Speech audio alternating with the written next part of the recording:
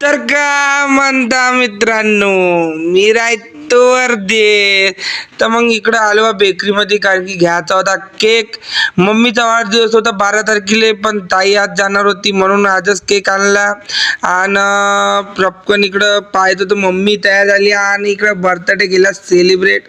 आणि मम्मीनं कापला ना केक रपकनच, आणि तर रप रप रप रप चारला मम्मीनं ताईले पप्पाले, आणि पप्पान मम्मीने चारला बा.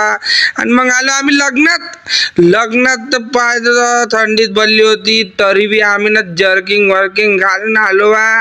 आणि अक्षराला तर थंडीच नाही लागत होती, माझ्या मित्रांले काय मालूम मलाच लागत होती असं.